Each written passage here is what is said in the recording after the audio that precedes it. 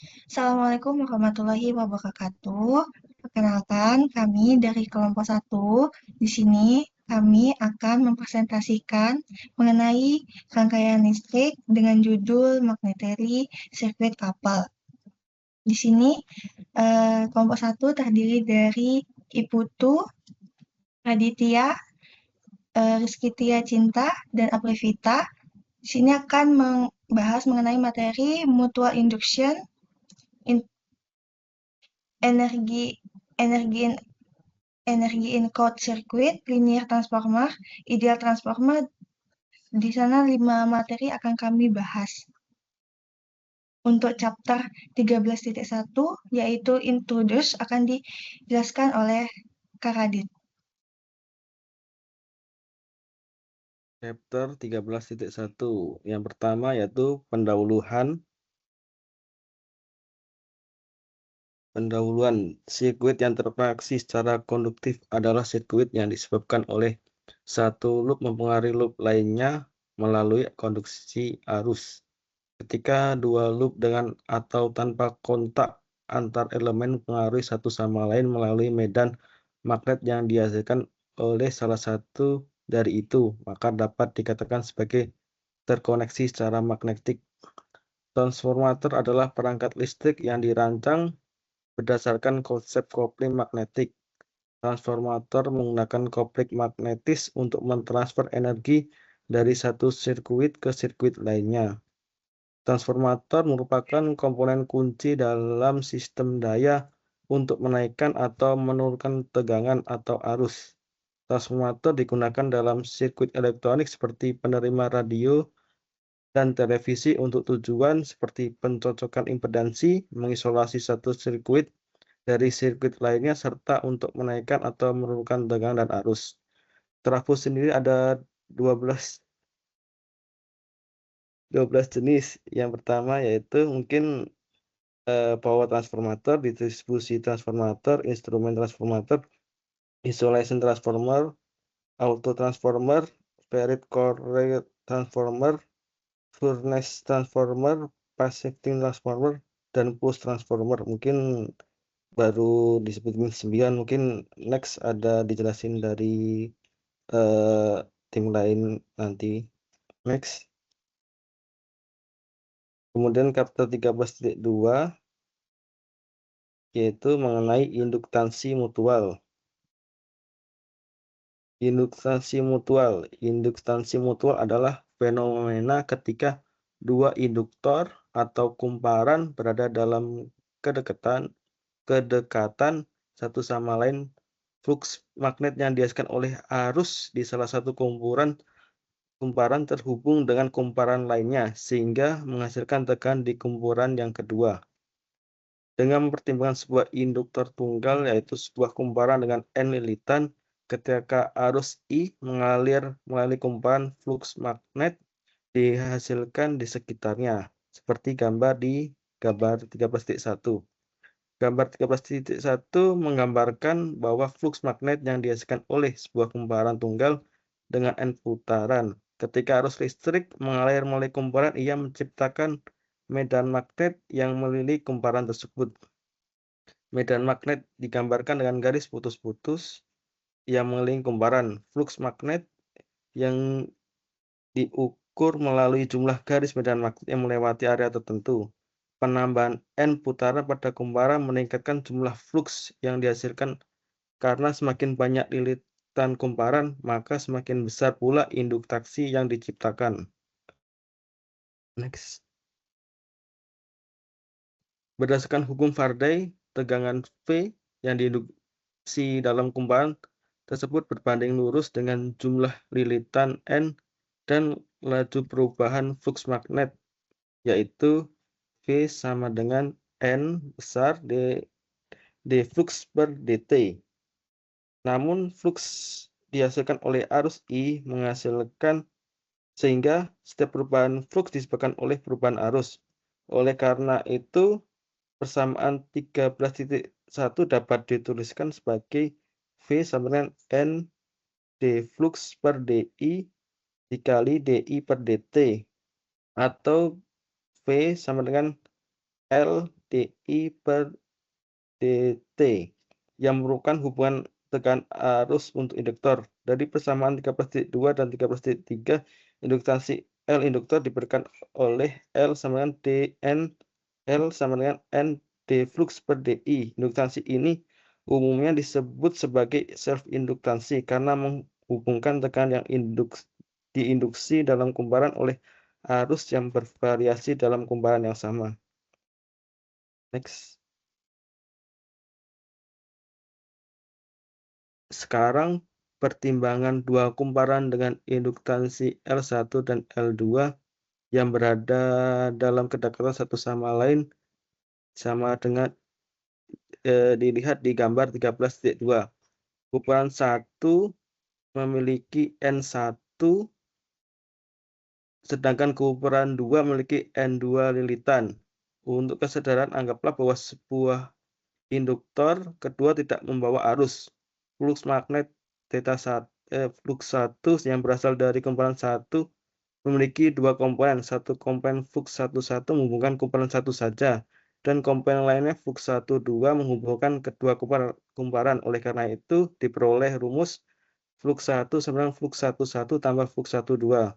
Meskipun kedua komponen terpisah secara fisik, keduanya dikatakan terkoneksi secara magnetik karena seluruh flux 1 menghubungkan kumparan 1. Tekanan yang diinduksi pada kumparan 1 adalah V1 sama dengan N1 d flux 1 per dt. Hanya flux 1 2 yang hubungkan kumparan 2. Jadi tekanan yang diinduksi di kumparan 2 adalah V2 sama dengan N2 d flux 1 2 per dt. Sekali lagi, karena flux tersebut disebabkan oleh arus I1 yang mengalir di kumparan 1, persamaan 13 ini dapat ditulis juga sebagai V1 sama dengan N1 d flux 1 per DI1 dikali DI1 per dt, maka diperoleh L1 DI1 per dt seperti rumus yang sebelumnya, di mana L1 N1 sama dengan N1 d flux 1 per DI1 adalah induktansi diri dari kumparan 1. Demikian juga untuk V2 diperoleh N2 d flux 1 2 per DI1 kali DI1 per dt sama dengan M21 DI1 per dt, di mana M21 sama dengan N2 d flux 1 2 per DI1.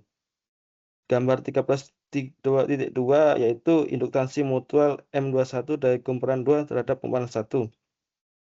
Ketika arus mengalir dalam kumparan 1, medan magnet yang dihasilkan oleh kumparan ini akan menginduksi tekanan pada kumparan 2. Dalam gambar ini, flux magnetik yang diinduksi oleh kumparan 1 dibagi oleh flux 1 1 dan flux 1 2. N1 dan N2 masing-masing menunjukkan jumlah putaran kumparan 1 dan kumparan 2. Induktansi mutual M21 mengukur sejauh mana perubahan arus dalam kumparan 1 dapat mempengaruhi tegangan yang diinduksi oleh kumparan 2. Semakin besar nilai induktansi mutual, maka semakin besar pula pengaruh di kedua kumparan tersebut. Next.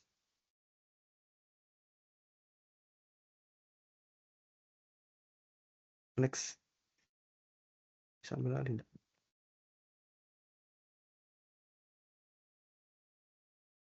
Dan kita menyebut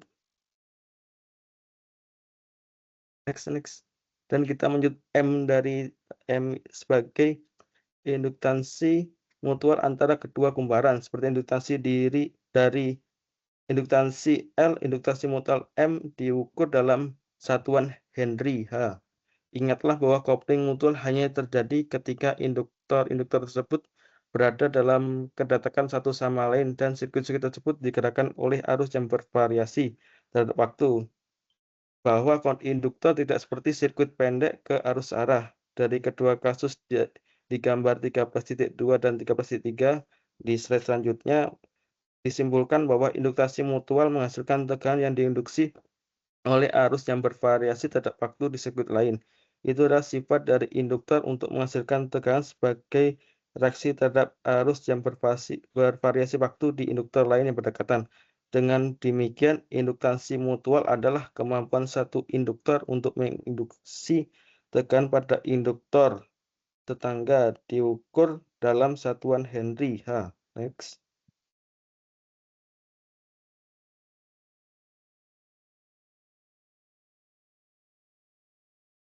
Meskipun indukasi mutual M selalu merupakan besaran positif, tegangan mutual M dI per dt dapat bersifat negatif atau positif seperti halnya tegangan self-inducted L dI per dt yang polaritasnya ditentukan oleh arah referensi arus dan polaritas tegangan menurut konvensi pasif yang diterapkan. Namun self-inducted L dI per dt yang polaritasnya ditentukan oleh arah referensi arus mudah dibaca.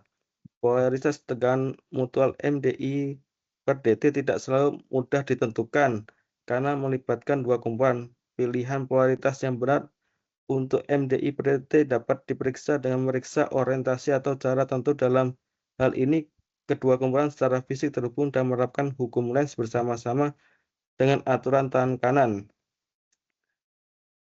Karena tidak nyaman untuk menunjukkan konstruksi komponen pada skema sirkuit dengan menerapkan konvensi titik dalam analisis sirkuit. Dengan konvensi ini, titik tempat pada sirkuit di salah satu dari kedua kumparan yang terhubung secara magnetik untuk menunjukkan arah flux jika arus mengalir melalui kumparan tersebut. Hal ini dijelaskan dalam gambar 13.4.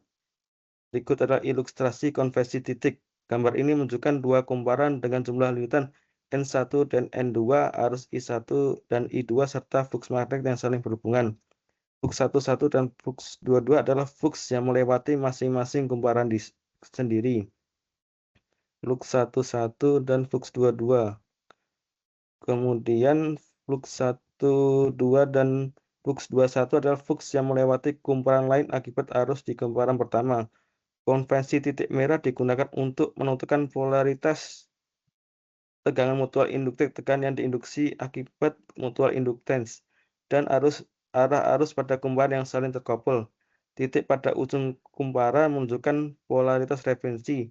Jika arus memasuki terminal bertanda titik pada kumparan pertama, maka tegangan yang diinduksi pada kumparan kedua di terminal bertanda titik juga berpolaritas positif.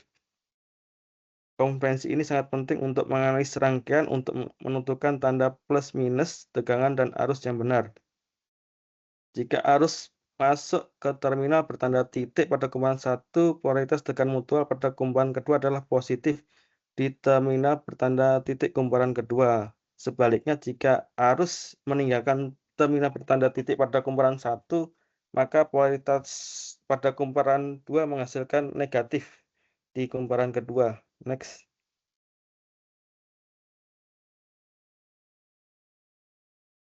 Dengan demikian, polaritas referensi tegangan mutual tergantung pada arah referensi dari arus yang menginduksi dan titik yang ada pada kumparan yang terhubung. Penerapan konvensi titik ini digambarkan dalam 4 kasus seperti gambar 13.5. Tanda dari tegangan mutual F2 ditentukan oleh polaritas referensi untuk V2 dan arah dari I1.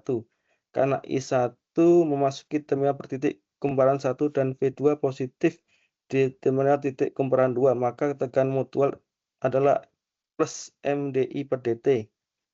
Untuk kumparan di gambar 13.5b, arus I keluar dari terminal bertitik kumparan 1 dan V2 negatif di terminal titik kumparan 2. Oleh karena itu, tegangan mutual adalah minus MDI per dt. Alasan yang sama berlaku untuk kumparan 13.5 dan 13.5D.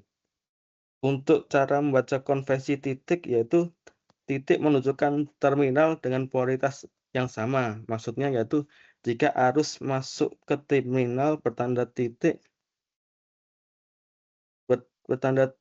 pada kumparan yang pertama, maka tegangan yang diisi pada kumparan kedua di terminal bertanda titik positif. Kedua, arus masuk ke terminal bertanda titik, tegangan induksi positif di terminal bertanda titik. Arus yang masuk ke terminal bertanda titik pada satu kumparan menghasilkan tegangan induksi dengan positif pada terminal bertanda titik kumparan lainnya. Apabila arus keluar, maka berlawanan tandanya. Jika arus keluar dari terminal bertanda titik, tegangan induksi kumparan lain pada terminal bertanda titik bisa berlawan tanda tergantung arah arus dan hubungan kumparan. Untuk pembacaan di 13.5a, arus I masuk bertanda titik pada kumparan pertama. Tekan induksi pada kumparan di terminal positif sehingga diperoleh V2 sama dengan MDI per DT. Apabila arus I1-nya pada 13.5b berlawanan tanda dengan I1, maka dihasilkan V2 sama dengan minus MDI per DT. Terus kemudian arus I2 mengalir keluar dari pertanda titik pada kumparan 2, tetapi arah titiknya berlawanan tanda dengan I2 posisi kumparan 2, maka diperoleh V1-nya yaitu minus MDI2 per DT. Apabila arus I2 mengalir di titik pada kumparan 2, akan tetapi titik dotnya tuh sama dengan kumparan 1 sama dengan kumparan 2, maka diperoleh V1 sama dengan MDI2 per DT. Next.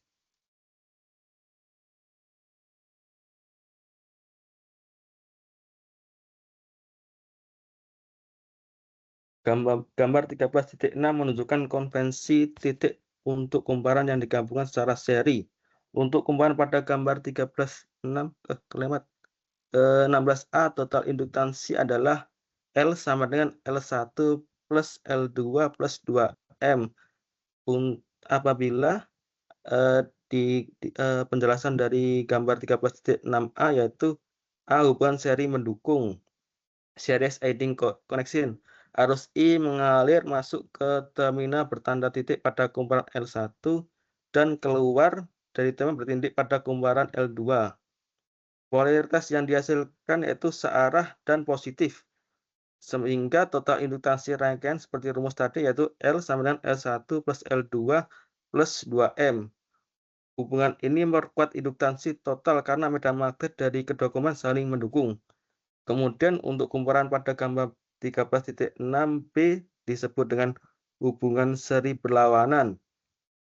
Arus I1 mengalir ke terminal bertanda titik pada kumparan L1 dan keluarnya berlawanan dengan titik kumparan L2 sehingga menghasilkan kumparan yang berlawanan yaitu negatif. Total induktansi yaitu didapatkan rumus L sama dengan L1 plus L2 minus 2M. Hubungan ini mengurangi induktansi total karena medan magnet dari kedua kumparan saling menentang atau berlawanan. Next.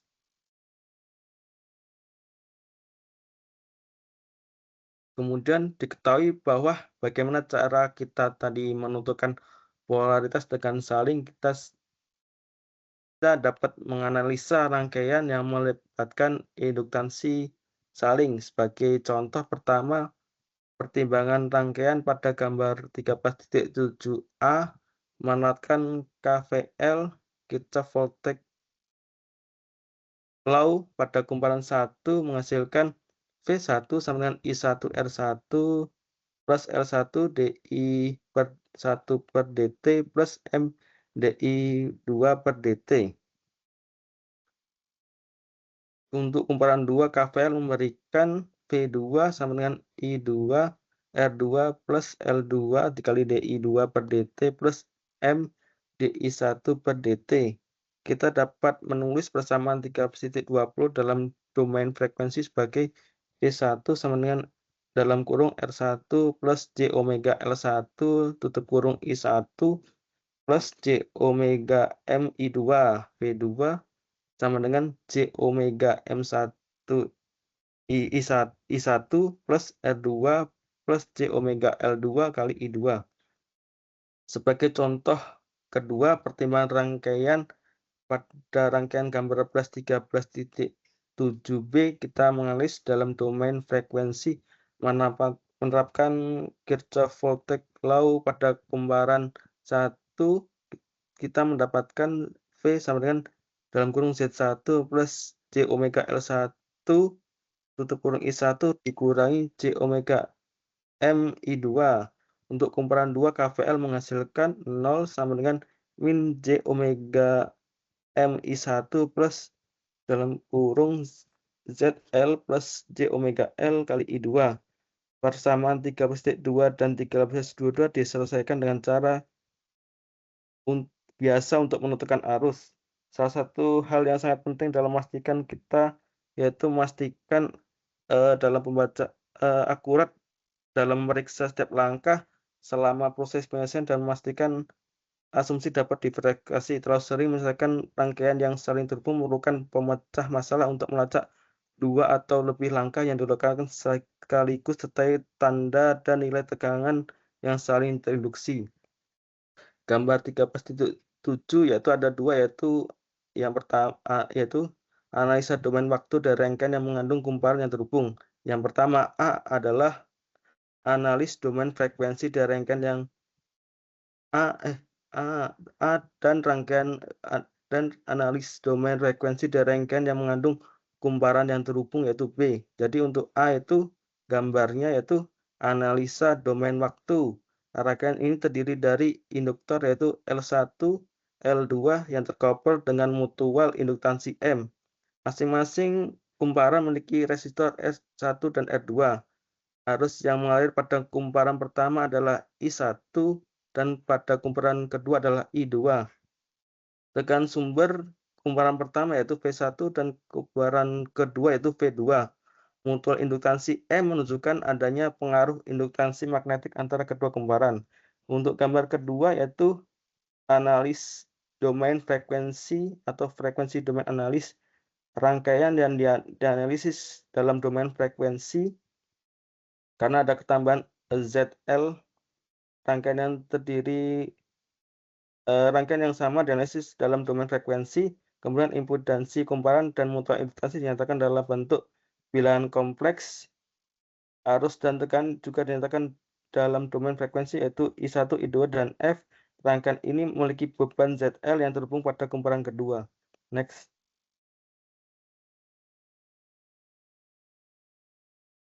Kemudian gambar ditunjukkan bahwa jika kita membagi masalah menjadi langkah-langkah untuk menyelesaikan nilai dan tanda-tanda ke dalam langkah terpisah, keputusan yang diambil lebih mudah dalam melacak suatu penyelesaian. Kami menyarankan untuk model gambar 13B digunakan untuk menganalisis rangkaian yang mengandung rangkaian yang saling terhubung pada gambar 13.8a. Perhatikan bahwa tidak memasukkan tanda dalam model. Alasan untuk itu adalah bahwa pertama-tama menunjukkan nilai tegangan yang diinduksi dan kemudian kita menentukan tanda yang sesuai. I1 menginduksi tegangan dalam kumparan kedua yang diwakili oleh nilai J omega L1 dan I2 menginduksi tegangan J omega L2. Dalam kumparan pertama, setelah kita memiliki nilai-nilai tersebut, kita selanjutnya menggunakan kedua rangkaian tersebut untuk menemukan tanda polaritas untuk menentukan sumber yang bergantung seperti pada gambar 13.8c.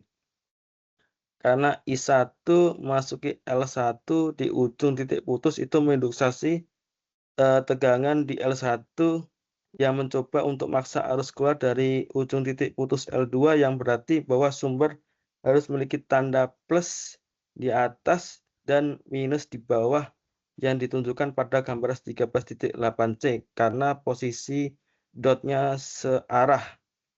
I2 meninggalkan ujung titik putus L2 yang berarti menginduksi tegangan di L1 yang mencoba untuk maksa arus masuk ke ujung titik putus L1 yang memerlukan sumber bergantung yang memiliki tanda plus di bawah dan minus di atas seperti yang ditunjukkan pada gambar 13.8c. Yang perlu kita lakukan adalah menganalisa rangkaian kedua sumber bergantung. Proses ini mungkin Anda untuk mereka setiap asumsi Anda. Pada tingkat pengantar ini, kami tidak fokus terhadap penentuan induktansi saling kumparan dan penempatan titiknya. Seperti R, L, dan C, perhitungan M akan melibatkan penerapan teori elektromagnetika pada sifat fisik kumparan yang sebenarnya. Dalam teks ini, kami masukkan bahwa induktansi saling penempatan titik adalah hal yang sudah diberikan dalam masalah rangkaian seperti komponen rangkaian R, L, dan C. Gambar 1338 yaitu model yang memudahkan analisa rangkaian yang saling terhubung untuk diselesaikan. Yang pertama yaitu A, model fisik kumparan terkopel, yaitu gambarnya yaitu ada dua kumparan dengan L1 dan L2 saling berinteraksi dengan mutual induktasi M. Arus I1 mengalir pada kumparan 1 dan arus I2 mengalir pada kumparan 2. Mutual induktasi M menunjukkan pengaruh induktasi magnetis silang antar kedua kumparan. Model ini adalah representasi fisik langsung dari kumparan dan induktasi yang silang yang terjadi. Kemudian gambar B yaitu model jaringan ekivalen dengan elemen simbol berlian. Kumparan 1 dan 2 direpresentasikan sebagai elemen induktasi J omega L1 dan J omega L2. Mutual induktasi direpresentasikan oleh elemen simbol berlian J omega M12 dan J omega M21. Model ini menunjukkan cara memvisualisasikan hubungan mutual induktasi dalam domain frekuensi menggunakan impedansi kompleks. J omega adalah operator frekuensi kompleks yang mengubah induktasi menjadi impedansi reaktansi induktif. Kemudian yang C yaitu model jaringan ekivalen dengan simbol positif dan negatif pada mutual induktasi. Model ini menunjukkan mutual induktasi J omega M dengan tanda plus dan minus untuk menandakan polaritas atau arah mutual induktasi ini. Tanda positif dan negatif ini berkaitan dengan konvensi dot pada yang A yang menunjukkan arah arus urutan polaritas tegangan mutual yang diinduksi. Model ini sangat memudahkan untuk menganalisa suatu arah yang ditimbulkan akibat kopling. Next. Kemudian yang kedua itu latihan soal. Di soal yang pertama yaitu menghitung arus fasa I1 dan I2 dalam rangkaian pada gambar 13.9. Next. Diperoleh tegangan di X derajat 12 dengan sudut 0 derajat, kemudian kapasitor 1 min 4 ohm, kemudian induktasi J5, induktasi 1 5 ohm, M mutual induktasi J3 ohm, dan induktasi 2 J6 ohm, kemudian R-nya 12 ohm. Kemudian kita cari positif negatifnya. Ini positif, negatif, positif. Jadi positif, di sini positif, negatif diperoleh ini menunjukkan si negatif positif.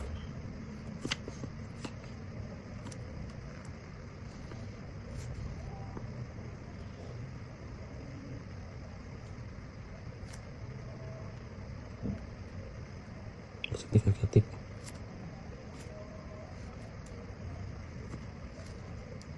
Oh iya, lupa tadi I2,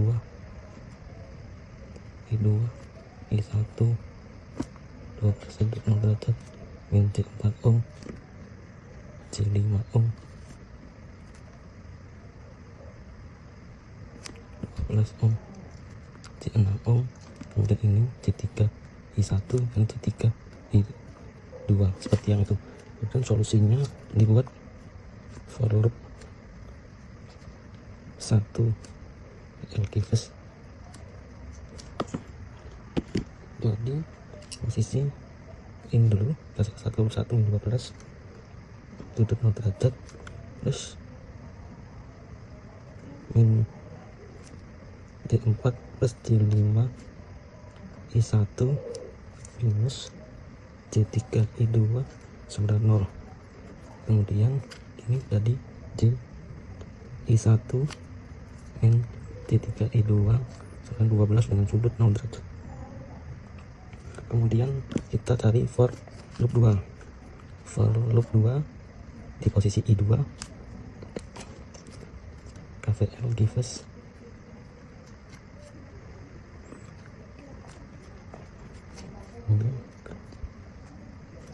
min J3 I1 terus plus J6 tambah 12 I2 sama dengan 0.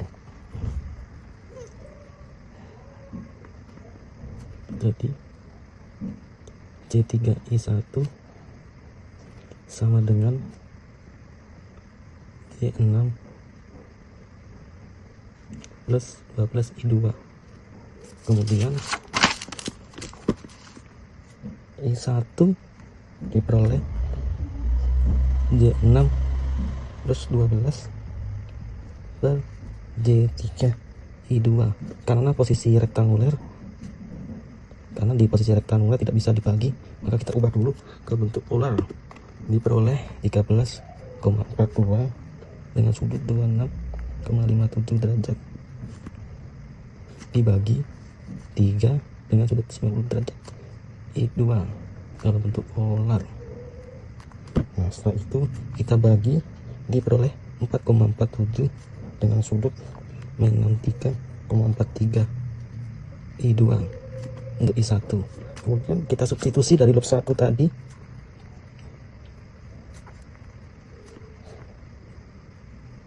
ke loop 1. Loop 1 tadi yaitu Ci1 min C3 I2 sama dengan 12 sudut 0 derajat.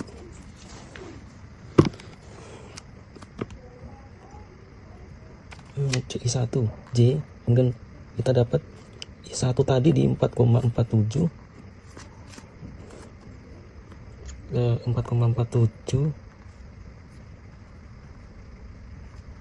sudut 63 minus 3,43 I2 minus C3 I2 sama dengan 12 0 derajat. Nah, J ini kita ubah dulu ke dalam bentuk polar, maka diperoleh dalam bentuk polar itu 1 sudut 90 derajat dikalikan 4,47 sudut 63,43 I2 minus C3 I2 dan 12 sudut 0 derajat. Kemudian dikali diperoleh 4,47 dengan sudut 26,57 I2 min C3 I2 dan sudut 12 0 derajat.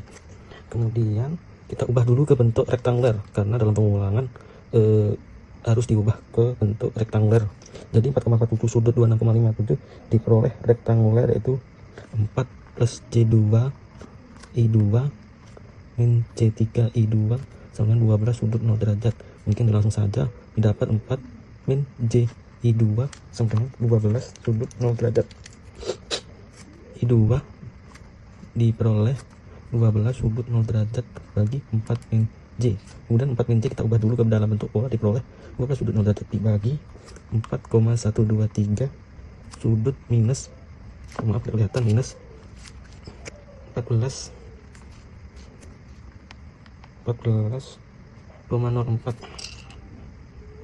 ampere. Oh, belum masih ini untuk mungkin 12 begini. Diperoleh 2,91 sudut 14,04 ampere. Kemudian kita substitusi ke I1, substitusi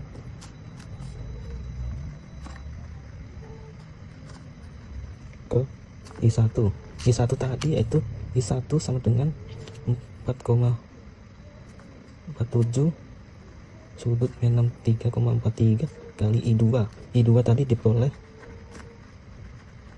2,91 sudut 12,604. Kita masuki ke sini dikali 12,9 2,91 sudut 14,04 diperoleh 13,01 sudut minus 49,39. Maka diperoleh I1 yaitu 2,91 sudut 14,04 untuk I2 sama dengan 13,01 sudut minus 43,39. Untuk soal yang nomor 2 yaitu diperoleh seperti gambar tersebut. Next. R2 nya J5 ohm, R2 nya 10 ohm. Kemudian kita ubah ke mutual induktansi dengan simbol tegangan yaitu berlian. Untuk mencari tanda positif negatifnya diperoleh kan posisi dotnya tuh di sini minus positif, pas posisi ini positif, jadi untuk dot di sini yaitu positif negatif, sehingga di sini berlawanan di sini berlawanan karena posisi dotnya tuh berlawanan.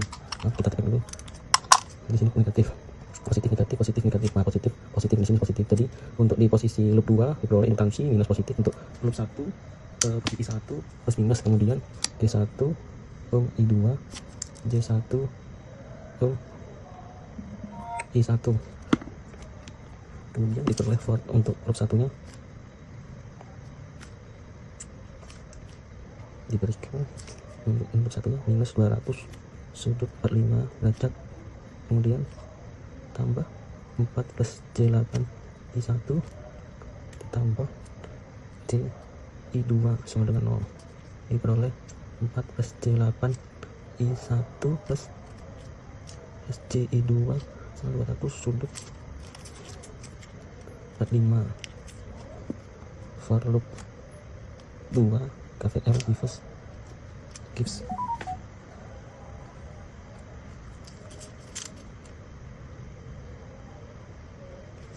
J5 plus 10 I2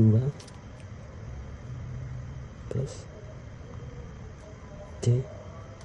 I1 sama 0, I2 J5 plus 10 kemudian minus J1 sehingga diperoleh I2 sama dengan minus J per J5 plus 10 kali I1. Karena pembagian kita ubah dulu dari rektangular ke polar, diperoleh untuk yang min C diubah menjadi 1 dengan sudut 180 derajat dibagi 11,18 sudut 26,56, kemudian diperoleh 0,089 sudut 153,44 derajat ampere. Kemudian disubstitusi ke loop 1, substitusi ke loop 1 diperoleh substitusi loop 1 diperoleh kita tulis dulu di loop 1 yaitu 4 plus D8 I1 tambah J I2. Oh ya, tadi itu belum diubah ke bentuk rektanguler.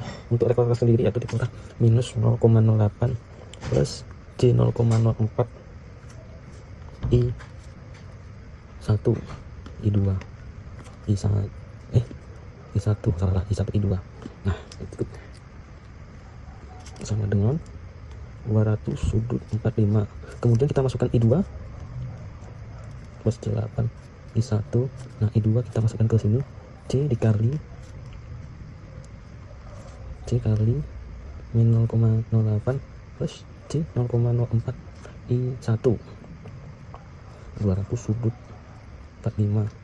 Oh iya, untuk J tadi karena perkalian kita ubah dulu posisi C dan minus 0,08 plus J 0,4 kita ubah dulu ke polar, diperoleh untuk J yaitu 1 sudut 90 derajat, sedangkan untuk min 0,08 plus J 0,4 diperoleh 0,089 sudut 153,43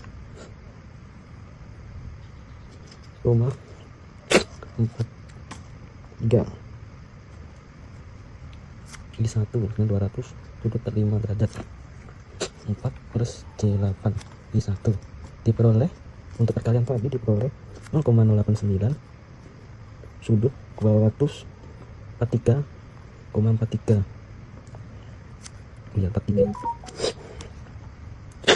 I1 sama 200 sudut 45 4 plus J. Kemudian kita jumlahkan, mungkin kita ubah dulu ke rektanguler lagi. Untuk yang 0,089 sudut 23,3 diperoleh plus minus 0,04 plus J 0,08 I1 245 derajat 4 plus J8 I1. Nah, diperoleh penambahan penjumlahan tadi diperoleh 3,96 plus J 8,08 I1 sudut 245. Nah, kemudian I1 200 sudut 45 dibagi 3,96 plus C 8,08. Nah, kita ubah ke bentuk polar semua. Untuk 245 sudah bentuk polar. Dengan sudah bentuk polar, kita bagi ke 9 sudut 63,89. Untuk bentuk polar dari 3,9 plus C 8,08 diperoleh bentuk polarnya itu 9 sudut 63,89. Nah, diperoleh I1 sama 22,23 dengan sudut minus 18,89 ampere. Kemudian setelah ditemukan I1, kita cari dulu I2 untuk mencari fenol. Kita substitusi dulu, substitusi ke I2 tadi. I2 tadi kan diperoleh I2 sama dengan 0,089 sudut 153,43 dikali I1. Nah, I1 sendiri diperoleh ini kita masukkan ke 0,089 sudut 153,43 ya. 153,43 kali I1 22,23 sudut minus 18,89 diperoleh I2 nya itu 2 dengan sudut 135 derajat ampere. Kemudian kita mencari fenol karena untuk problem 13.1 yaitu mencari fenol pada R 10 ohm. Maka fenol sama dengan I2 dikali 10 dengan sudut 0 derajat. Untuk 10 ohm tadi posisi rektanguler, kita ubah ke bentuk polar diperoleh 10 dengan sudut 0 derajat. Kemudian I2 tadi 2 sudut 135 kali 10 sudut 0 derajat diperoleh tegangan fenol yaitu 20 dengan sudut 135 derajat volt. Mungkin untuk soal 2 seperti soal ketiga seperti berikut. Next. Oke, kita kembali ke example di kelas 2. Diketahui tegangan di 100 sudut derajat, R1 4 ohm, C1 dan C3 ohm, kemudian L1 C6 ohm, R2 C8 ohm, R2 5 ohm, dan M C2 ohm. Kemudian kita mencari polaritasnya dulu di dotnya. Minus plus, kemudian minus, plus, diperoleh minus, kemudian plus. Nah, kemudian kita ubah ke simbol di sini diperoleh minus plus dengan nilai C2 I2 karena ini posisi harusnya bergerak ke arah ke sini, maka posisi di sini yaitu minus plus dengan nilai C2 I1 minus I2.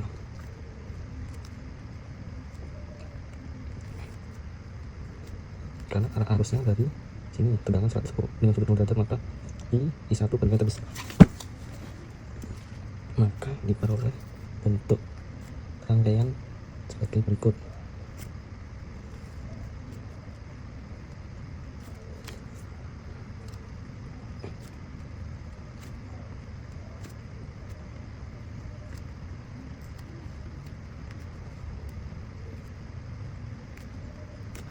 Kemudian loopnya for loop 1 KVL nya diberikan min 100 kemudian plus 4 min C3 I1 plus C6 I1 I2 min C2 I2 sama dengan 0. Kemudian disederhanakan lagi 4 min C3 plus C6 I1 kurangi C6 I2 kurangi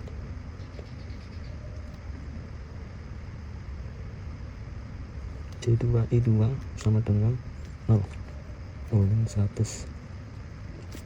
Kemudian diperoleh 4 minus C3 I1 min C8 I2 sama dengan 100. Oke, untuk loop 1 sudah diperoleh seperti itu. Kemudian kita mencari loop 2.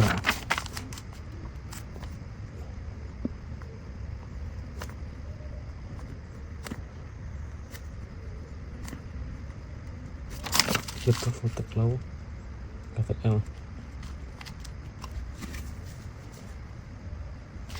Untuk loop 2 diperoleh, kita cari 5 plus C8 I2 min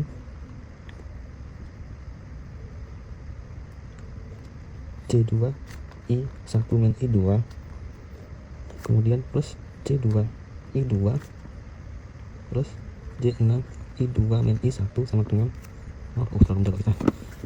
Terus diperoleh, kita gabungin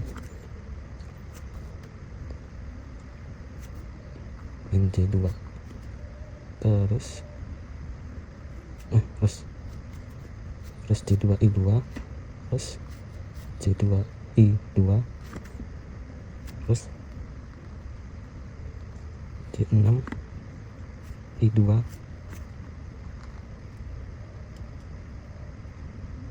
kok ini sih skip dulu.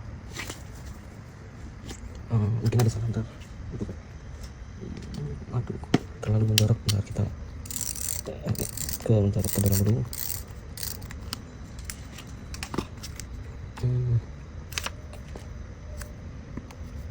J2I1 tambah kurang J6I1 tambah 5 plus J8 plus J2 plus J2 plus J6 I2 sama dengan 0. J8I1 10 18 plus 5 plus J18 I2 sama dengan 0.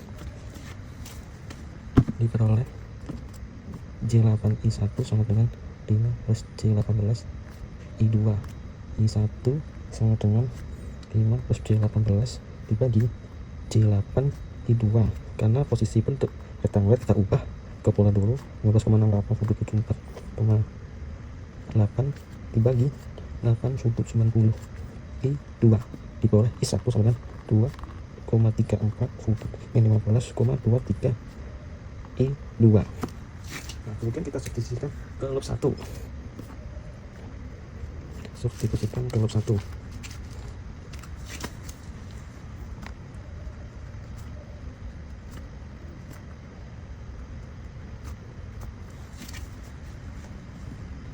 Substitusikan ke lub 1. Maka untuk lub 1 tadi 4 plus J3 I1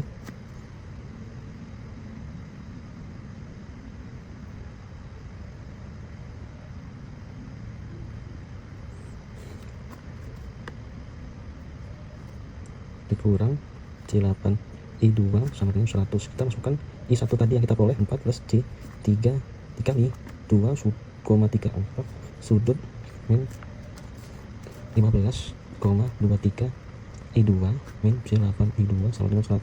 Karena untuk 4 plus J3 masih bentuk rektangular, kita ubah ke bentuk pola, diperoleh 5 sudut 36,87 dikali 2,34 sudut min 15,23 I2 min J8 I2 sama dengan 100. Maka diperoleh 11,7 minus sudut 2 1,64 I2 min J8 I2 sama dengan 100. Kita ubah dulu kembali untuk yang kita kalikan tadi ke bentuk rektangular. Diperoleh 10,88 plus J4,31 I2 kurangi J8 I2 sama 100.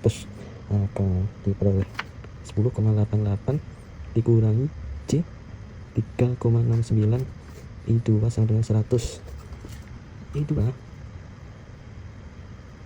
sama dengan 100 sudut 0 derajat dibagi 10,88 min J 3,69. Kita ubah ke pola dulu yang bawah, maka diperoleh 100 derajat dibagi 11,49 dengan sudut min 18,73. Hasil I2 yaitu 8,7 sudut 18,73 derajat ampere. Kemudian kita substitusikan ke I1 tadi. I1 ke I1 kita pakai dulu. I1 sama dengan 2,34 sudut dengan 15,23 dikali I2. I2 tadi kita peroleh 8,7 sudut 18,73.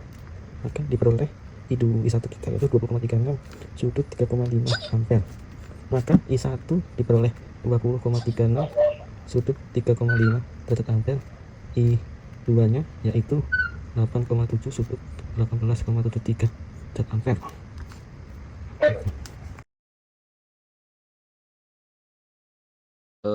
Next saja langsung Problem 13.2 diketahui tegangan 100 dengan sudut 60 derajat, R5 ohm dan L1J2 ohm, MC3 ohm, L2J6 ohm, kapasitor 1-4 ohm.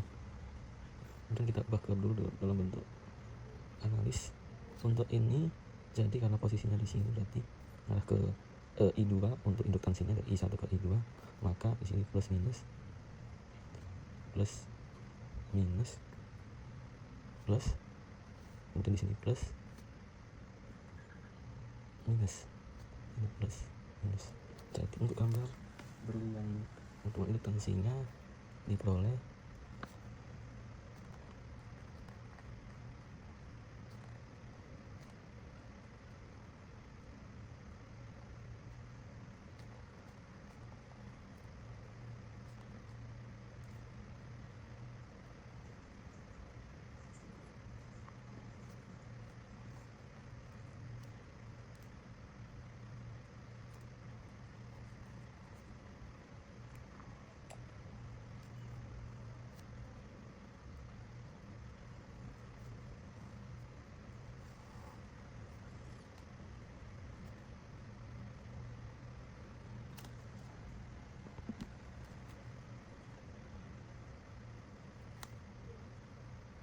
karena posisi di I2, maka yang arah ke I2 berarti ini C3I1.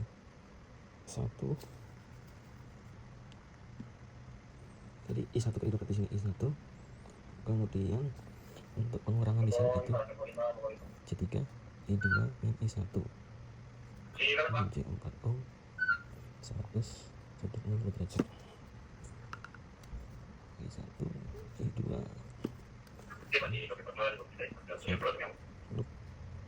1 kVm gives min 100 sudut 60 derajat plus 5 plus C2 I1 plus C3 I2 min I1 plus J6 I2 I1 min I2 min C3 I1 sama dengan untuk persamaannya menjadi sebagai berikut. Kemudian kita pisah berdasarkan I1 nya dan I2 nya, jadi diperoleh 5 plus C2 min C3 plus C6 plus C3 salah revisi min C3 karena posisi untuk polaritasnya minus di bawah di atas, jadi minus C3 I1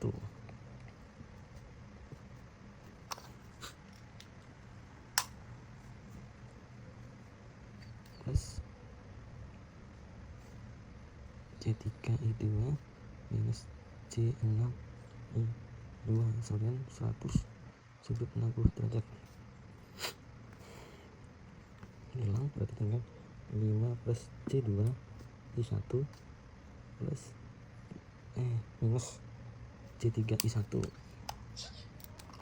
minus C3 I2, revisi I2 sama dengan 100 sudut 60 derajat. Untuk persamaan nomor 1 diperoleh 5 plus C2 I1 plus minus C3 I2 sama dengan 100 sudut 60 derajat. Kemudian kita cari untuk 2.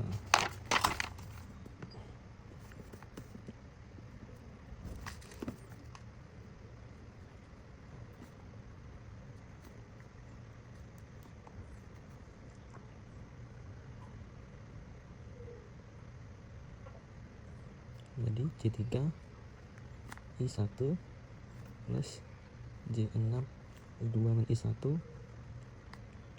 min C4 I2 sama dengan 0. Kita satukan I1 ke I1, I2 ke I2 diperoleh C3 min J6 I1 tambah J6 min J4 I2, nah diperoleh min C3 I1 plus C2 I2 sama dengan 0.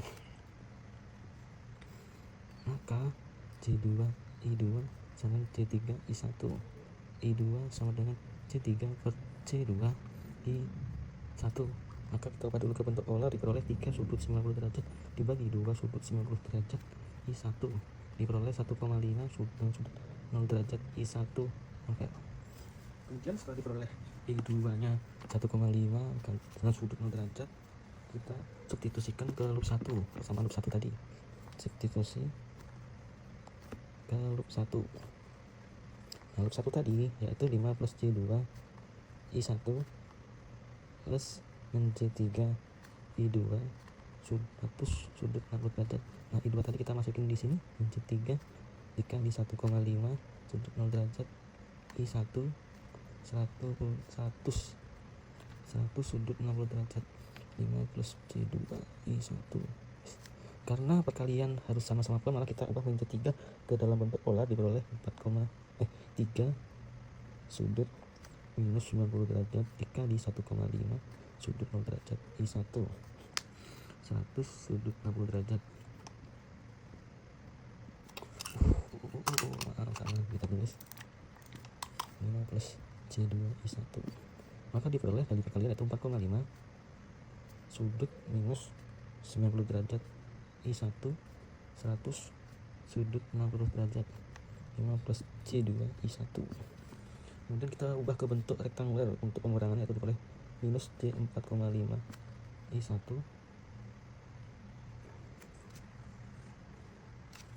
5 plus C2 I1 sama dengan 100 sudut 60 derajat. Kita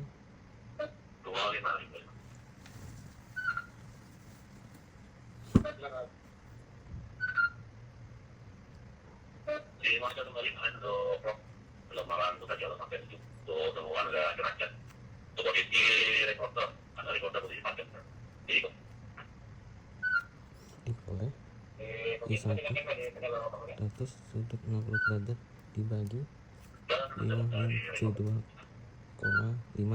Maka kita ubah dulu ke bentuk polar, diperoleh 100 sudut 60 derajat dibagi 5,59 sudut minus 26,57. Nah, diperoleh I1 yaitu 17,89 sudut 86,57 ampere. Kemudian setelah dapat I1, kita cari I2 dan substitusikan pada temuan tadi I2. Substitusi ke I2, diperoleh I2 sama dengan 1,5 sudut 0 derajat kali I1. I1 sendiri kita ketahui tadi diperoleh 17,89 sudut 86,57. Nah, kita peroleh 26,83 sudut 86,57 ampere. Jadi I1 yaitu 17,89 sudut 86,57 derajat ampere. Untuk I2 nya diperoleh 26,83 sudut 86,57 ampere. Oke. Baik, terima kasih Kak Radit. Untuk selanjutnya, chapter 13.3 energi in coupled circuit akan dijelaskan oleh Kak Cita. Kak Cita dipersilakan. Baik, terima kasih. Untuk chapter 13.3, saya menjelaskan terkait energi yang berada di dalam rangkaian coupled circuit ini sendiri. Next. Pada bagian 13.3 ini terdiri dari terkait pengertian, prinsip dasar, interpretasi fisik energi coupling, dan aplikasinya. Next. Untuk pengertian ini sendiri, energi yang berada pada rangkaian yang dilakukan penghubungan coupling adalah energi yang dapat ditransfer dari satu rangkaian ke rangkaian lainnya. Seperti yang ada dalam trafo, energi listrik ditransfer dari kumparan primer ke kumparan sekunder melalui medan magnet yang dihasilkan oleh kumparan primer. Sehingga pada akhirnya energi dalam magnetical coupled circuit tidak hanya ditentukan oleh arus dan induktansi masing-masing induktor, tetapi juga oleh interaksi antar induktor melalui mutual inductance. Pemahaman ini penting dalam desain analisis perangkat elektromagnetik dan sistem tenaga listrik. Next. Kemudian untuk prinsip dasarnya sendiri, ketika arus mulai mengalir melalui induktor, energi disimpan dalam magnetic Jika terdapat dua induktor saling terkoppel secara magnetis, maka energi total tersimpan bukan hanya berasal dari self-inductance ini sendiri, tetapi juga melalui mutual inductance. Pada teori dasar, energi yang disimpan dalam sebuah induktor diberikan dan dapat ditentukan menggunakan rumus yang tercantum di sini. Namun jika terdapat dua induktor yang saling terkoppel magnetik, yaitu contohnya mutual inductance, maka flux magnetik dari satu kumparan akan berinteraksi dan terpengaruhi melalui kumparan lainnya. Oleh karena itu, energi total tersimpan harus mencakup efek dari mutual inductance, sehingga energi total yang tersimpan dalam sistem dua induktor saling terkoppel secara magnetik merupakan jumlah energi masing-masing induktor yang ditambah atau dikurangi energi interaksi antara flux magnetik tergantung dengan arah dan arus terhadap dotnya. Next.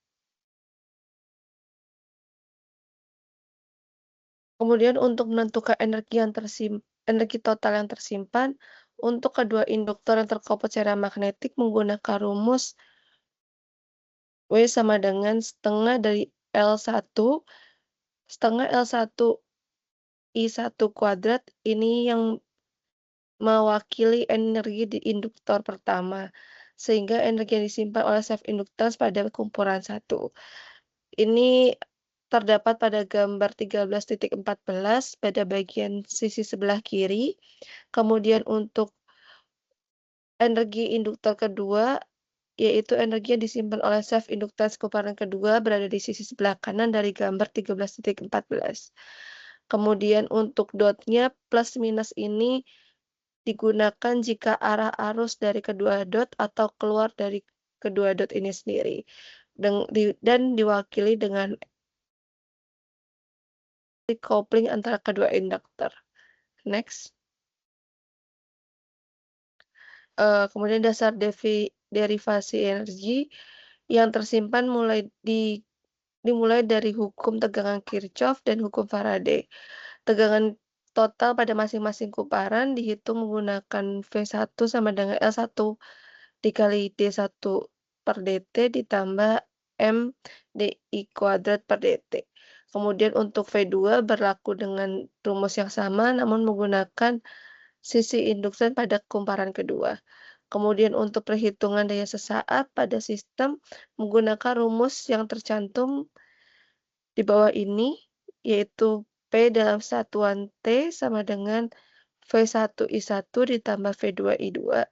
Kemudian disubstitusikan menggunakan rumus yang sudah ada di atasnya, yaitu untuk V1 dan V2 ini sendiri. Kemudian diakhiri dengan menggunakan rumus yang sama dengan rumus yang tercantum pada penghitungan energi total sebelumnya. Next. Kemudian untuk integrasi terhadap waktu dari daya yang memberikan total energi menggunakan rumus dengan W sama dengan integral PdT sama dengan yang berhubung lurus dengan integral L1I1 ditambah integral L2I2 dan ditambah integral 2MI1 di I2 per dt. Sehingga diperoleh dengan rumus yang sama di penghitungan energi total sebelumnya. Dan kembali saya sampaikan, tanda terakhir yaitu menjadi negatif karena tergantung dari konversi arah arus dan titik dotnya. Next. Kemudian untuk bagian interpretasi fisik energi coupling ini sendiri, yaitu menjelaskan terkait yang rumus yang tercantum sebelumnya, yaitu jika flux magnet dari satu kumparan membantu kumparan flux lain, maka energi couplingnya bertambah. Kemudian jika flux magnet saling menentang atau saling bertolak belakang, maka energi couplingnya dikurangi. Di sini untuk energi positif dengan tanda plus, yaitu medan magnet yang memperkuat satu sama lain sehingga energi lebih besar. Dan untuk tanda negatif, maka medan nya saling menentang atau saling bertolak belakang, sehingga energinya diserap untuk menyeimbangkan magnet. Next. Untuk pengaplikasian ini sendiri, untuk energi yang berada pada sambungan atau rangkaian kopel digunakan pada transformator, yaitu perangkat inti yang menggunakan kopling magnetik untuk mentransfer daya rantai rangkaian. Kemudian untuk sirkuit filter, itu digunakan pada induktor terkopel yang digunakan untuk merancang filter bandpass atau notch. Kemudian untuk wireless power transfer dipasang atau diaplikasikan pada pengandal kopling induktif untuk mengirim energi tanpa kabel. Kemudian selanjutnya, untuk contoh soal yang ada di sini untuk menghitung energi totalnya menggunakan rumus yang telah dicantumkan sebelumnya. Di sini diketahui untuk gambar L1-nya 2 Henry, L2 dan L3 dengan M1-nya 1. Kemudian I1-nya adalah 2 ampere dan I2-nya 1 ampere. Pada soal ini gambarnya sedikit tidak tercantum di PowerPoint. Kemudian untuk arusnya masuk ke arah dot kedua kumparan. Sehingga untuk energi totalnya yaitu dengan rumus L1 setengah L1 I1 kuadrat ditambah setengah L2 I2 kuadrat ditambah MI1 I2. Sehingga dimasukkan sesuai yang diketahui setengah kali 2 kali 2 kuadrat ditambah setengah kali 3 kali 1 kuadrat ditambah 1 kali 2 kali 1. Ditambah ini karena arusnya itu masuk ke dalam kedua kumparan. Jika bertolak belakang ini menjadi minus. Sehingga didapatkan 7,5 Joule. Sekian untuk chapter 13.4 akan disampaikan oleh Kak Dini terkait linear transformer. Baik, terima kasih Kak Cita. Untuk selanjutnya chapter 13.4, di sini akan membahas mengenai linear transformer. Yang pertama, linear transformer. Di sini saya akan membahas perihal 3 hal, pengertian, persamaan yang dipakai, dan contoh soal dan rangkaian. Untuk pengertian, transformer linear merupakan transformator dengan 2 buah arus mesnya. Mes pertama biasanya mes yang mengandung sumber primer, sementara mes kedua yang sekunder. Induktor-induktornya dilabeli sebagai L1 dan L2, yang masing-masing disebut lilitan primer dan lilitan sekunder. Transformator linier adalah perangkat elektromagnetik yang digunakan untuk memindahkan energi listrik dari satu rangkaian ke rangkaian lain melalui induksi elektromagnetik. Transformator ini biasanya terdiri dari 2 lilitan kawat yang dililitkan pada inti besi Korn yang seperti saya jelaskan tadi, yaitu lilitan primer dan lilitan sekunder. Dalam analisisnya di sini menggunakan metode mesh. Transformator dapat dipresentasikan sebagai 2 buah mesh atau loop arus, yaitu yang pertama mesh primer dan mesh sekunder. Mesh primer di sini mengandung sumber tegangan atau arus dan melalui induktor L1. Arus pada mesh ini biasanya dilabeli sebagai L1. Untuk mesh sekunder melewati induktor L2 dan menghasilkan arus I2. Tidak terdapat sumber aktif di mesh ini karena tegangannya diperoleh dari induksi oleh arus pada mesh primer. Trafo bekerja berdasarkan prinsip induksi timbal balik. Trafo mentransfer energi listrik dari satu rangkaian ke rangkaian lain saat tidak ada sambungan listrik antara kedua rangkaian tersebut. Prinsip induksi bersama menyatakan bahwa ketika dua kumparan digandeng secara induktif dan jika arus dalam satu kumparan berubah secara seragam, maka GGL akan terinduksi dari kumparan lainnya. GGL ini dapat menggerakkan arus ketika jalur tertutup disediakan untuknya. Trafo bekerja dengan prinsip yang sama. Dalam bentuk dasarnya, trafo terdiri dari kumparan induktif yang dipisahkan secara elektrik tetapi dihubungkan melalui sirkuit magnetik umum. Kedua kumparan memiliki induktansi bersama yang tinggi. Salah satu dari dua kumparan dihubungkan ke sumber tegangan bolak-balik. Kumparan yang dialiri energi listrik dengan bantuan sumber ini disebut lilitan primer, atau P. Lilitan lainnya dihubungkan ke beban. Energi listrik yang ditransformasikan ke lilitan ini ditarik keluar ke beban. Lilitan ini disebut lilitan sekunder atau S. Lilitan primer memiliki N1 lilitan, sedangkan lilitan sekunder memiliki N2 lilitan. Ketika lilitan primer diberi tegangan bolak-balik, maka lilitan tersebut akan mengalirkan arus bolak-balik. Arus ini menghasilkan inti magnet bolak-balik seperti yang ditunjukkan pada gambar. Yang dimaksud pada gambar 13.9 yaitu linear transformer, sehingga di mana flux bolak-balik tersebut terhubung dengan lilitan sekunder. Untuk persamaan yang digunakan, untuk memperoleh impedansi masukan atau Zin seperti yang terlihat pada sumber, karena mengatur perilaku rangkaian primer, menerapkan KVL sebagai dua jaringan seperti pada gambar 13.9 yang akan menghasilkan persamaan V sama dengan R1 ditambah J omega L1 dikali I1 sama dengan J omega MI2. Untuk persamaan 13.40A. 0 sama dengan min J omega M I1 ditambah dalam kurung R2 ditambah J omega L2 ditambah ZL dalam kurung I2.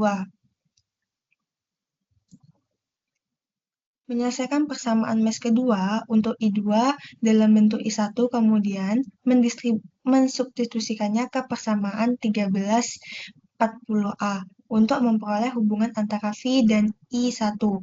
Dari substitusi tersebut dapat dihasilkan rumus Zin atau impedansi masukan sama dengan V per I1 sama dengan R1 ditambah J omega L1 ditambah omega pangkat 2 dikali M pangkat 2 per R2 ditambah J omega L2 ditambah ZL, yang dimana persamaan ini 1341.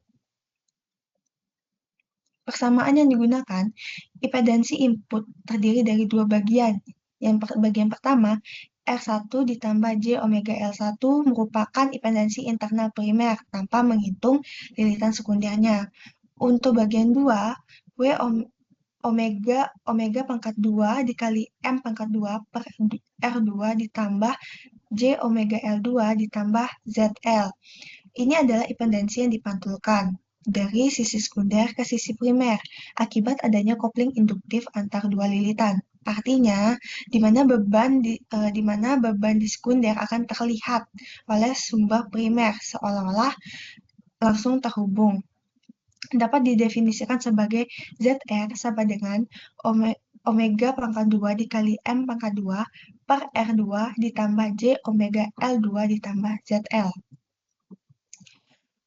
Mempresentasikan transformator linier yang saling terkoppel secara magnetik seperti pada gambar 13.21 dengan rangkaian ekuivalen tanpa mutual induction, yakni rangkaian T ekuivalen pada gambar 13.22.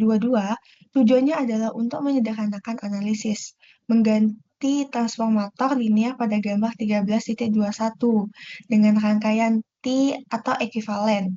Rangkaian yang tidak memiliki induktasi bersamaan, hubungan tegangan arus untuk kumparan primer dan sekunder memberikan persamaan matriks seperti di gambar pada gambar 13.21 dan 13.22.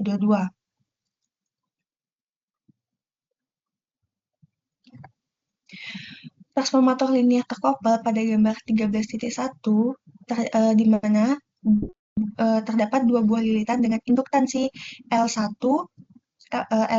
primer, L2 sekunder, dan terdapat kopling magnetik manual. Persamaan hubungan antara tegangan dan arus dapat terlihat pada gambar menggunakan matriks V1, V2 sama dengan J omega L1, J omega M, J omega M, J omega L2, matriks I1, I2. Ini adalah bentuk persamaan tegangan koil secara matriks, mencerminkan hubungan antara tegangan dan arus pada kumparan yang saling terkoppel. Untuk menyelesaikan sistem ini, kita balik matriksnya agar mendapat hubungan di mana menggunakan rumus I1, I2 sama dengan inverse matrix dikali V1, V2. Hasil tersebut dapat terlihat pada persamaan 13.44.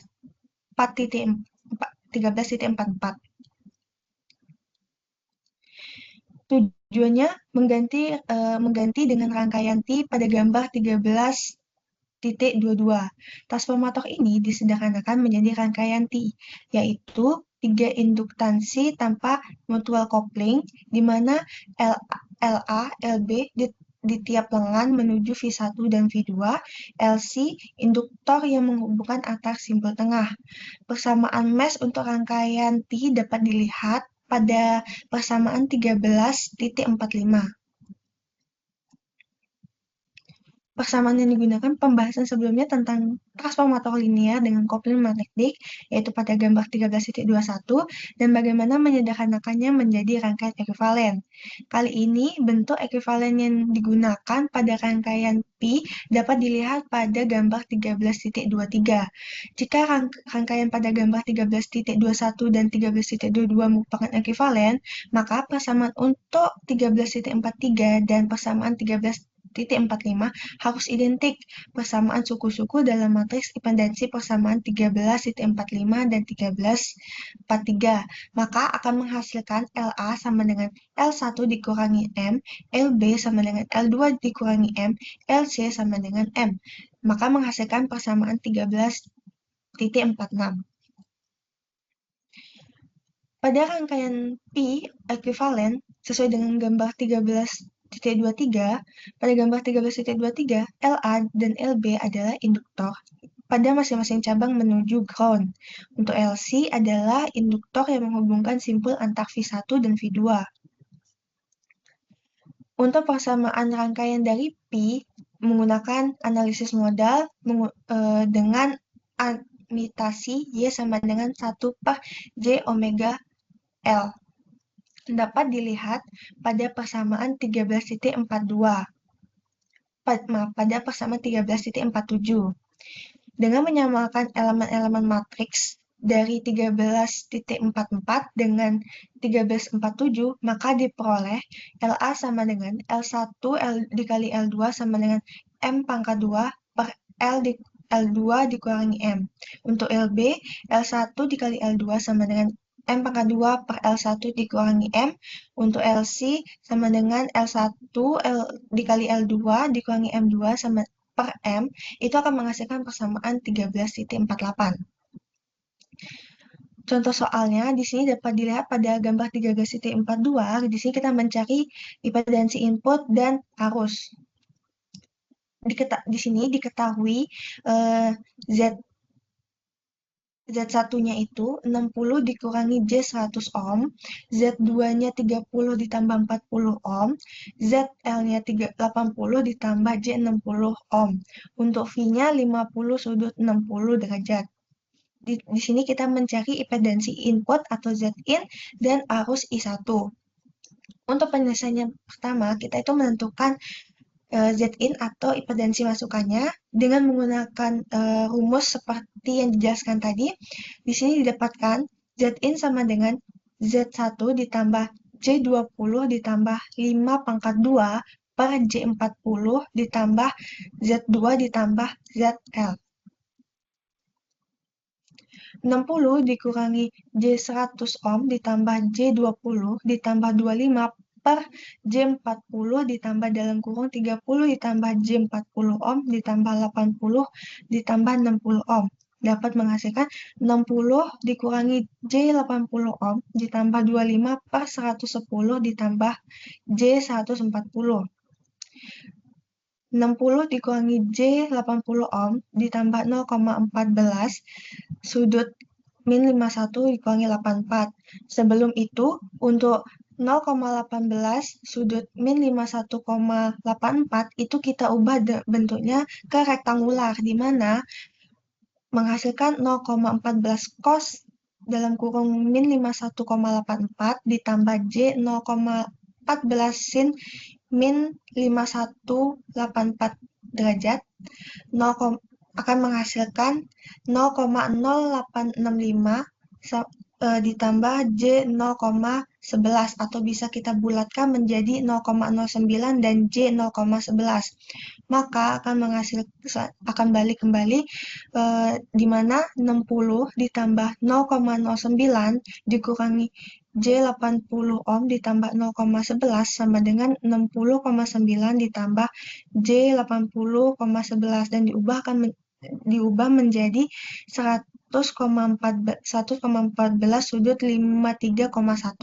Untuk menghitung arus I1-nya menggunakan rumus V per Zin, yang dimana Zin-nya tadi sudah didapatkan di awal, dan V-nya itu 50 per 60 derajat. Maka akan menghasilkan untuk arus I-nya 0,5 sudut 113,1 ampere. Untuk chapter 13.5, membahas mengenai ideal transformator akan dijelaskan oleh Kak Putu. Oke, terima kasih atas waktunya. Selanjutnya, poin 13.5, penjelasan tentang ideal transformer.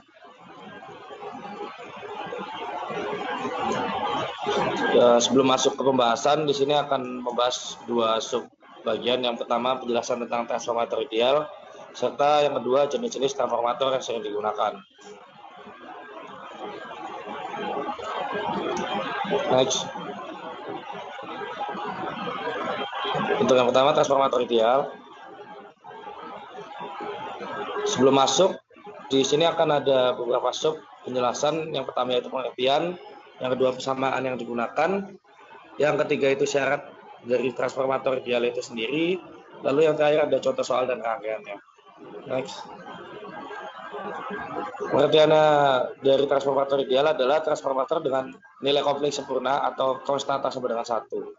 Transformator ini terdiri dari 2 atau lebih kumparan dengan jumlah lilitan yang besar yang dililitkan pada inti bersama dengan permeabilitas tinggi. Karena nilai permeabilitasnya itu tinggi dari inti tersebut, maka flux magnetiknya menghubungkan semua lilitan pada kedua kumparan. Sehingga koplingnya dihasilkan itu akan bernilai sempurna. Next. Untuk persamaan yang digunakan itu akan dibagi menjadi 4. Next.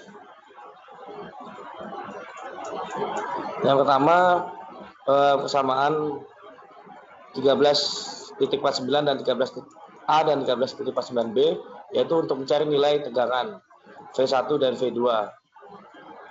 Untuk tegangan V1 itu persamaan yang digunakan itu J omega L1 kali I1 ditambah J omega M kali I2.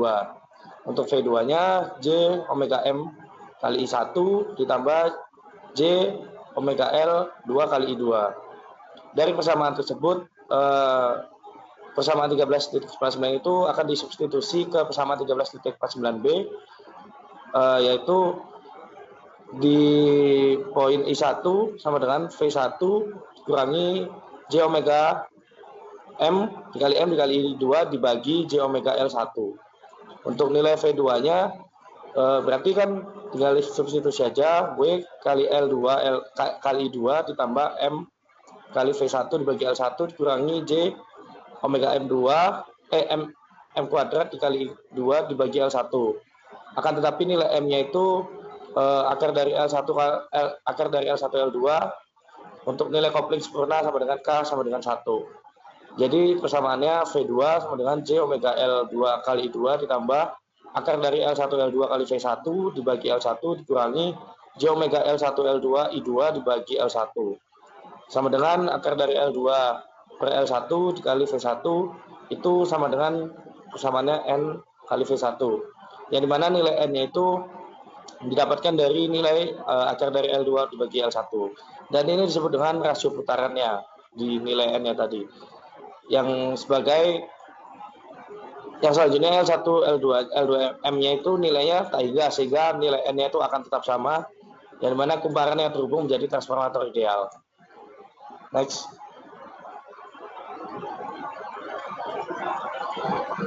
Yang selanjutnya transformator inti besi merupakan perkiraan yang mendekati transformator ideal. Transformator ini digunakan dalam sistem tenaga listrik dan elektronika.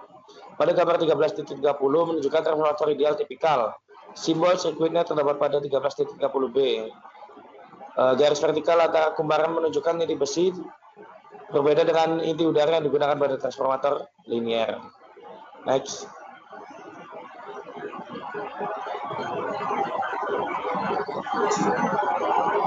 Nah, untuk penjabaran persamaannya itu V2 bagi V1 sama dengan N2 bagi N1 sama dengan nilai konstantanya. Jadi lilitan primer memiliki nilai N1 lilitan dan lilitan sekunder itu memiliki nilai N2 lilitan.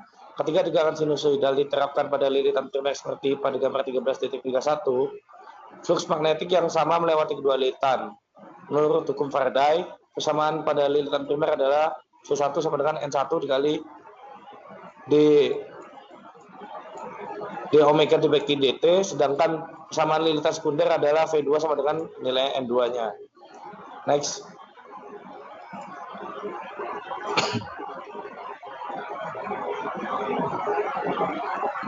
Membagi persamaan 13.50P dengan 13.50A, maka nilainya itu akan didapat persamaannya V2 sama dengan V1 sama dengan N2 bagi N1. Mana nilai N tadi itu rasio putaran atau rasio transformasinya. Next.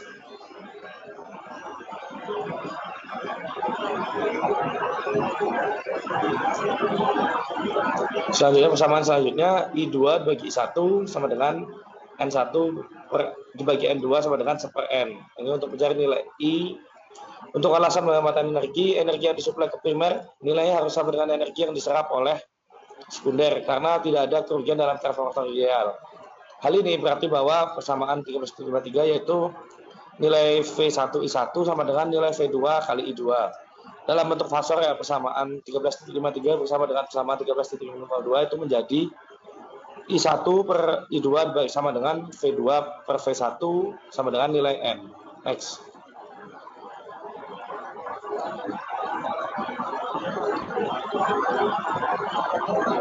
Melanjutkan penjelasan tadi, menunjukkan bahwa arus primer dan sekundernya berhubungan dengan rasio lilitan secara terbalik seperti tegangan. Dengan demikian, nilai I2 per I1 sama dengan N1 per N2 per N, sama dengan 1 per N. Ketika N sama dengan 1, kita umumnya menyebut transformator sebagai transformator isolasi.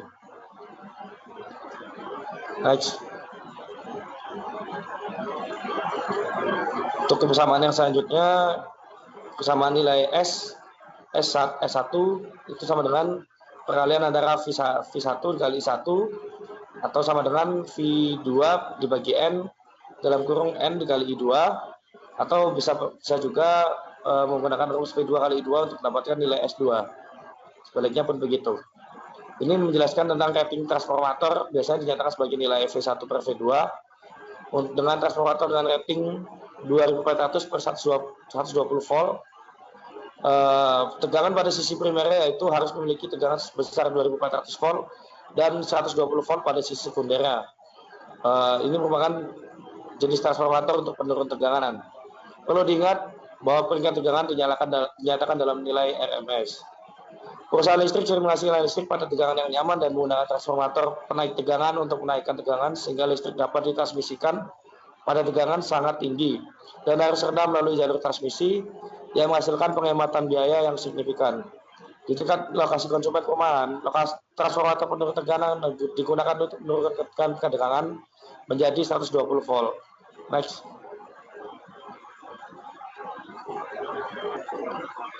Penting bagi kita untuk mengetahui cara menentukan polaritas yang benar dari tegangan dan arah arus untuk transformator pada gambar 13.31. Jika polaritas V1 atau V2 atau arah I1 atau I2 diubah, nilai N dalam persamaan 13.51 dan hingga 13.55 mungkin perlu diganti dengan nilai negatif N.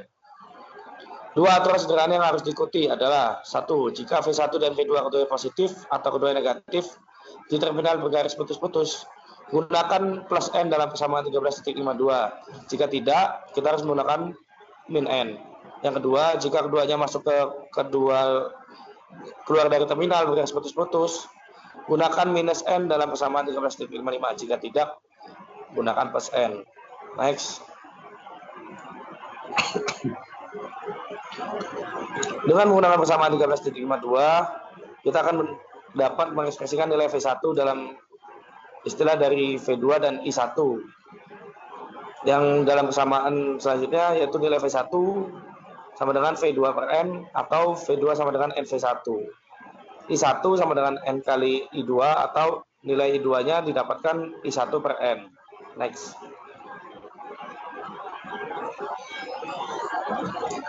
Jadi untuk mendapatkan nilai daya kompleks pada dukungan primer itu menggunakan rumus persamaan S sama dengan V1 kali I1 atau bisa juga menggunakan rumus V2 bagi N kali I2 atau bisa juga menggunakan rumus V2 kali I2 menyesuaikan dari nilai yang diketahui.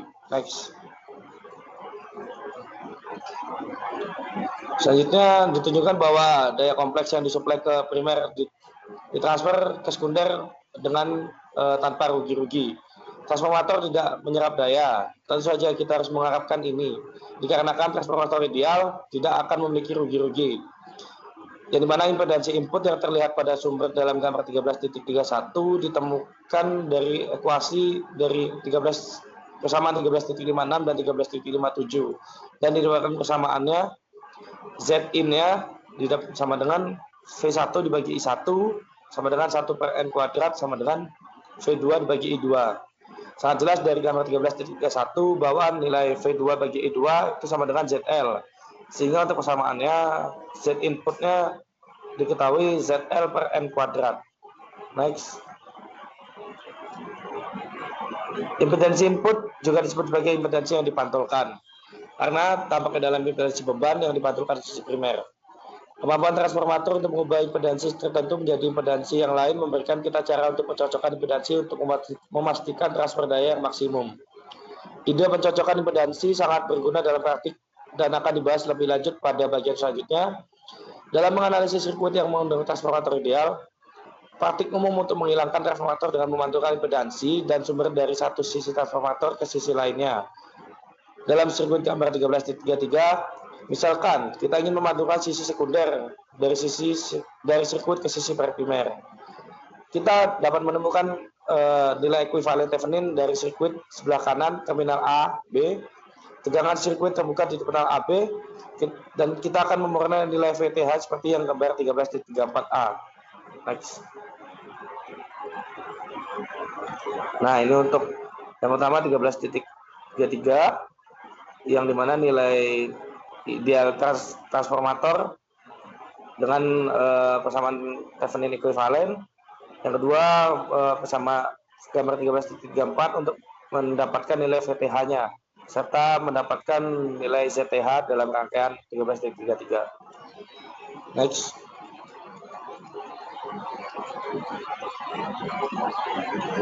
Karena penjelasan yang selanjutnya, karena terminal AB itu terbuka, maka I1 sama dengan 0 sama dengan nilai I2-nya. Sehingga untuk nilai V2 nilai V2-nya itu sama dengan nilai VS2. Oleh karena itu dari persamaan 13.56 kita dapat mencari rumus VTH dengan cara V1 sama dengan didapatkan dari V2 per N atau VS2 per N karena nilainya dinyatakan sama. Untuk mendapatkan ZTH, kita hilangkan tegangan sumber di lilitan sekunder dan masukkan sumber di terminal AB seperti pada gambar 13.34. Dari persamaan 13.56, kita dapat mencari nilai ZTH-nya yaitu V1 dibagi I1 sama dengan V2 per N dibagi N kali I2 sama dengan Z2 bagi N kuadrat. Untuk nilai V2-nya itu dapat dicari dengan cara Z2 dikali I2. Next. Yang merupakan apa yang seharusnya kita harapkan dari ekuivalen 13.60. Setelah kita memiliki VTH dan ZTH, kita mendapatkan ekuivalen Thevenin ke bagian sirkuit pada gambar 13.33 sebelah kiri terminal AB. Dan untuk gambar 13.35 itu menunjukkan hasil dari perhitungannya seperti apa. Next.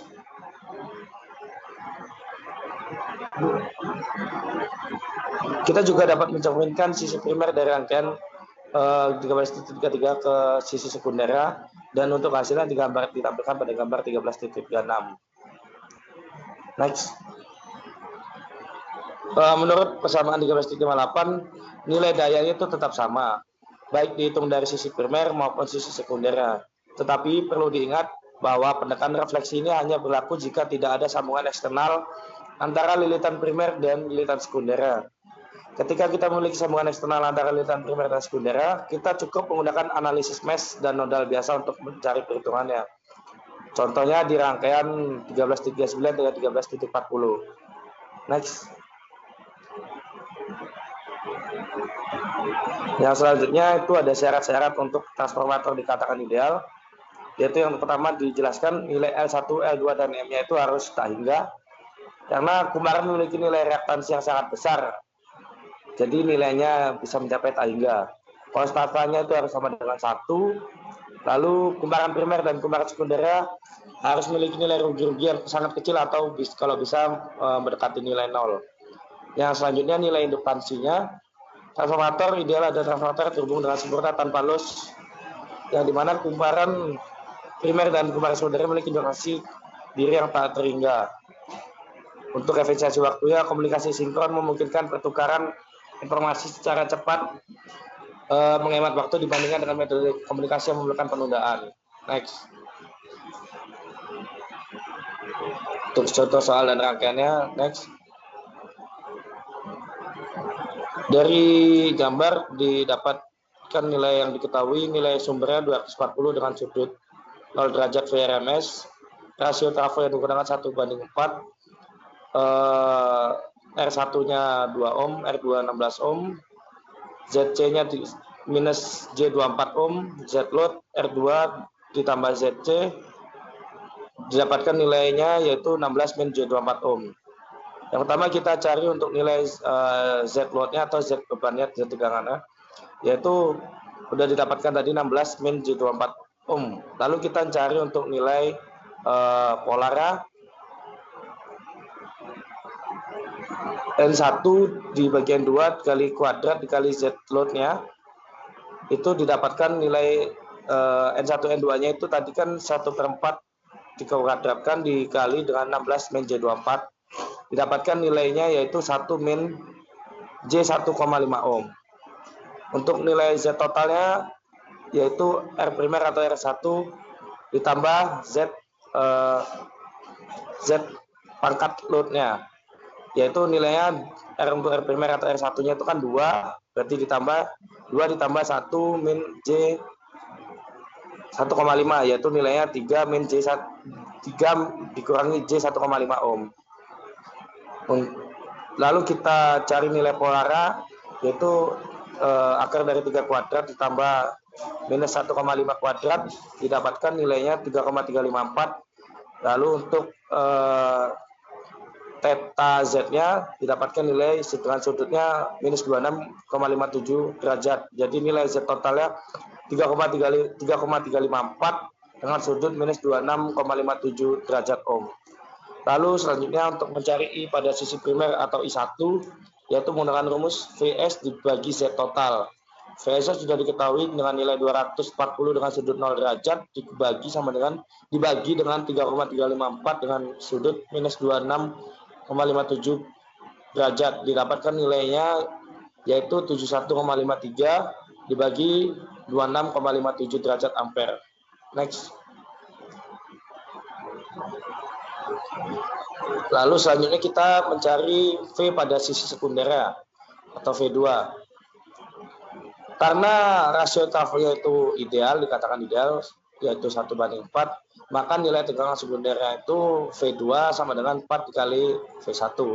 Yang dimana untuk kita mencari V1 itu menggunakan rumus Z load dibagi I2 dikali I2, dimasukkan yang sudah kita diketahui tadi 1 kurangi J 1,5 ohm dikali 71,53 sudut 26,57 derajat. Lalu sebelum kita hitung selanjutnya, kita ubah dulu nilai Z-load-nya ke polar, baru kita bisa hitung. Yang dimana nilai polarnya yaitu 1,803 dengan sudut minus 56,31. Itu dikurangi dengan nilai I2-nya tadi 71,53 dengan sudut 26,57, didapatkan nilainya 129 dengan sudut 23,74 derajat volt. Itu untuk nilai V1-nya. Maka nilai V2-nya tinggal kita kalikan saja dengan 4, didapatkan 516 dengan sudut minus 29,74 derajat volt. Lalu kita mencari nilai I2 atau I sekundera, yaitu dengan rumus I2 sama dengan V2 dibagi set load-nya. V2 tadi diketahui 516 dengan sudut minus 29,74 derajat volt, dikurangi 16 kurangi J24 ohm. Lalu kita ubah dulu yang untuk nilai Zurdan menjadi polar, didapatkan nilai I2-nya sama dengan 17,89 dengan sudut 565 derajat. Lalu untuk selanjutnya kita mencari nilai daya kompleks yang disuplai dari sumbernya, yaitu menggunakan persamaan S sama dengan VS dikali I1 dikali 1000, karena nilai yang sebelumnya itu VA kita ubah menjadi KVA, yaitu didapatkan 240 dengan sudut 0 derajat dikali 71,53 dengan sudut 26,57 derajat, didapatkan nilai 17174 sudut minus 26,57 derajat VA. Karena kita mencari nilai KVA-nya, maka menjadi 17,174 dengan sudut minus 26,57 KVA. Next.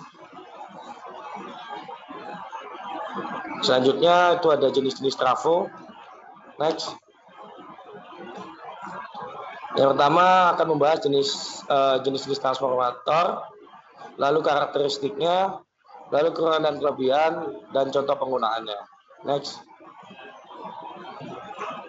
Jenis transformator. Yang pertama kita akan jelaskan dulu transformator atau trafo merupakan perangkat listrik statis yang digunakan untuk mengubah tegangan AC dari suatu nilai ke nilai yang lainnya tanpa mengubah frekuensinya.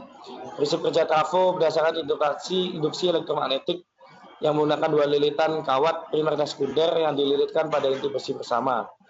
Jenis trafo secara umum dibagi menjadi dua, yaitu trafo step up dan trafo step down. Penjelasan trafo step up adalah transformator yang berfungsi untuk menaikkan tegangan dari sisi primer ke sisi sekunder. Artinya tegangan keluaran atau sekunder lebih besar daripada tegangan primer. Sedangkan transformator step down adalah transformator yang berfungsi untuk menurunkan tegangan dari sisi primer ke sisi sekunder, yang artinya tegangan outputnya itu lebih kecil daripada tegangan inputnya. Next. Karakteristik dari trafo step up, yaitu yang pertama lilitan sekundernya itu lebih besar daripada lilitan primernya, tegangan outputnya itu lebih besar daripada tegangan input, arus output lebih kecil daripada arus input, dan nilai rugi daya itu kecil. Next. Karakteristik trafo step down, nilai lilitan sekundernya itu lebih kecil daripada lilitan primer, tegangan outputnya lebih kecil dari tegangan inputnya, arus outputnya lebih besar daripada arus input, dan nilai perawatannya itu sederhana. Next. Kelebihan dari transformator step up, yang pertama mengurangi rugi daya, yang kedua efisiensi tinggi untuk jarak yang jauh, yang ketiga meningkatkan efisiensi sistem tenaga, yang keempat mendukung sistem tenaga besar, yang kelima stabil dalam sistem tekanan tinggi. Next. Kelebihan untuk trafo step down, yang pertama aman untuk perangkat elektronik, yang kedua cocok untuk didistribusi ke konsumen, yang ketiga ukuran relatif kecil untuk daya yang kecil, yang keempat lebih murah untuk kapasitas yang kecil, yang kelima instalasi dan perawatan lebih sederhana. Next. Kekurangan dari transformator step up, yang pertama tegangan tinggi nilainya itu berbahaya, lalu biaya konstruksinya itu lebih mahal, ukurannya besar dan berat, susah digunakan dalam peralatan rumah tangga, dan perawatannya lebih rumit. Next. Kekurangan trafo step down, tidak efisien untuk transmisi yang jauh, lebih mudah panas saat dilalui oleh arus yang besar, lalu membutuhkan kabel yang besar untuk nilai arus yang tinggi, efisiensi menurun apabila bebannya itu tidak stabil, terbatas pada aplikasi tegangan rendah. Next. Contoh penggunaannya itu trafo step up untuk pembangkit listrik atau GI. Selanjutnya, untuk yang trafo step down digunakan untuk menurunkan tegangan pada sistem distribusi. Lalu contohnya yang kedua untuk argon las, yang dimana untuk menurunkan tegangan menyesuaikan kebutuhan yang akan digunakan. Next. Mungkin itu saja yang bisa saya sampaikan. Saya kembalikan ke Kak Dini sebagai penutup. Terima kasih. Baik, sekian dari presentasi kelompok 1 dari mata kuliah rangkaian listrik. Saya tutup presentasi ini dengan wassalamualaikum warahmatullahi wabarakatuh. Terima kasih atas waktunya.